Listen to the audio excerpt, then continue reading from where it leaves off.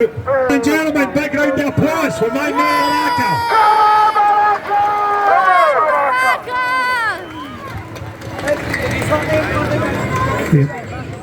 Right, he's a podcaster, not a public speaker, so listen up till I tell you something. I want to introduce this man. This man, I love him to bits. I talk a lot at protests about asylum seekers, and I tell his story about spending the first 14 years of his life in a camp 2.5 miles wide because people are jumping the queue all over the place. Not asylum seekers. This kid's family ran from the Congo for their lives. They're proper asylum seekers, and his people, his family were 17 years in that camp because people are jumping queues and telling lies, and for that he's got my respect. Ladies and gentlemen, let's hear it for Baraka.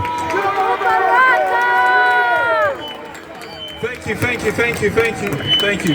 How come we're not on stage? I know, they won't let us have the steps. How come we're not on stage? He says no. Alright, cool. I hope you guys can hear me. Yes. Now,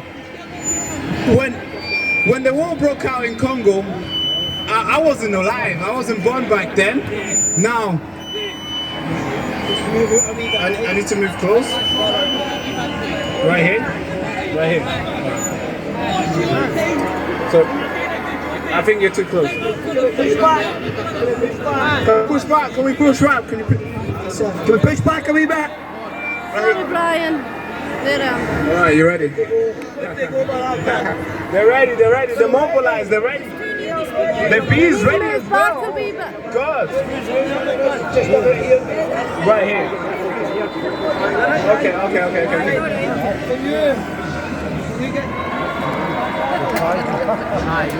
Sorted, I think.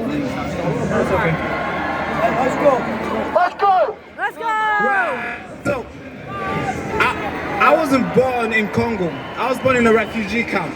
Now, I want to tell you, before I was born, I want to tell you a story of my mom. Right. When the war broke out in Congo in 1996, it was a night time, they were sleeping. Suddenly, guns start blazing around. People are running, people are dying. Mothers are getting raped, children are getting killed. So everybody's running. Wherever direction you're hearing the gun, you're going the opposite direction. So if you're hearing the guns from that side, you're running that side. You don't know where you're going. It's nighttime. That's what it was like. Now, they kept on running. Now, I got a lot of brothers. I got 4 brothers. Now, they were sleeping at that time. My mom and dad, they hit guns. They picked up the kid and started running. Now, after running for like an hour and a half, my dad realized that he left the kid in the bed. That's how terrified it was. He picked up a blanket and kept inside of a kid. That's how scary it was. So everybody was just running. You pick up wherever you have. If you have money in your pocket, you're just picking up that pants and hopefully it's in there and you're just running. Now, so then I was born in a refugee camp in Tanzania. It's a refugee camp called Nyarugusu. I'm not sure if you guys have heard that. And at the time, there's so many people ran there. A lot of people were going there, real refugees, after being butchered from the civil war that erupted in Congo, in Goma and Uvira. Now, of course, I was born there. My parents applied for asylum to all the countries. They waited. Now, then I was born in that camp, the same camp. I'm talking 10. I was born there. Now, we're waiting for 14 years. We were waiting. Now, of course, these guys could choose to wait as well and be processed where they are, whatever they're in. They could choose to wait, and the government will choose. If you're a good guy, they'll process your asylum, they'll print your ID card, and then they'll get you in the country. They'll go through the process. But these guys hijacked that, and they come in the country illegally. Now, right now as I speak, in that camp, there is over 133,000 people waiting. And these guys could easily choose to be cowards and skip the line.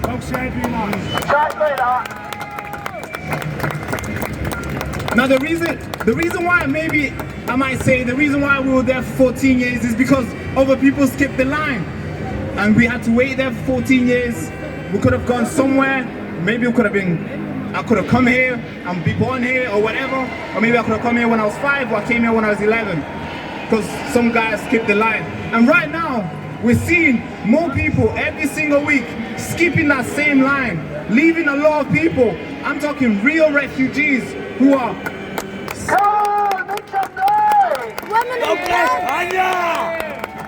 Thank you. So real refugees who are waiting and waiting. Some probably 20 years. And I was talking to my mom, I believe, a couple of days ago.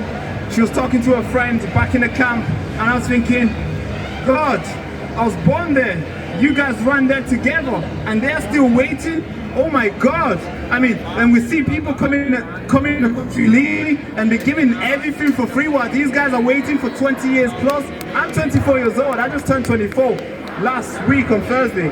Some people have been waiting there for 24 plus years. They're just waiting and waiting and waiting because they respect the laws, they respect the rules, and they're following it. Now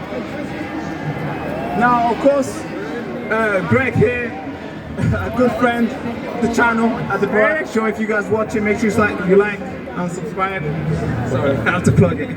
Now, I was speaking to the reason why Greg brought me here is because a lot of those guys over there want to brand you guys racist, far right, football hooligans, fascists, all the names, all the bad names they can find in the dictionary. They want to name you that, they want to brand you on that. And now I'm here speaking to that same group, the same group that have been called racist, far right.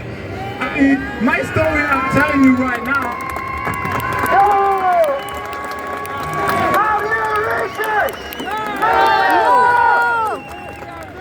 It's not about the color of people's skin. The media will brand you guys racist, far right, the worst people here, the worst group here.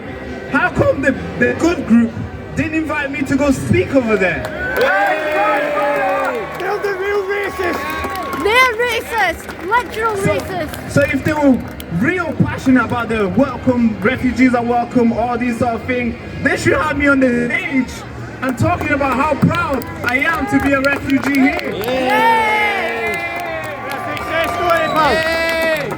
But they wouldn't do that because that destroyed their narrative. They wouldn't do that because I'm a legal refugee. I waited in line, my parents waited. But of course they don't want the law-abiding refugees who came here. They want to call everybody here racist because they're paid to do that. Now, literally, I don't want to take this too long. I believe my story's been delivered to you guys. If you want to rewatch it. Make some noise!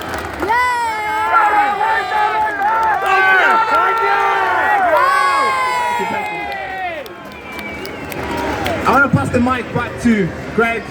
I want to say thank you so much. The turnout, amazing. I mean, when I came here early today. I'm from Manchester. Came here with a team. Yay! I got here early because I'm thinking I need to get here early to set up and stuff so I can be here before you guys. But somehow when I got here, hundreds of people were ready. You can tell the public is not asleep anymore. You can tell the people are awake. Amen! I call this the greatest awakening because all the way from over there's hundreds of people turning up. It's a Saturday, for God's sake. They could easily go around and watch football and have fun, go on a date, do all the lovely stuff they could do. But instead, they want to stand here, rain or not. They're ready to send the message. And I believe the message will be received today. Thank you so much.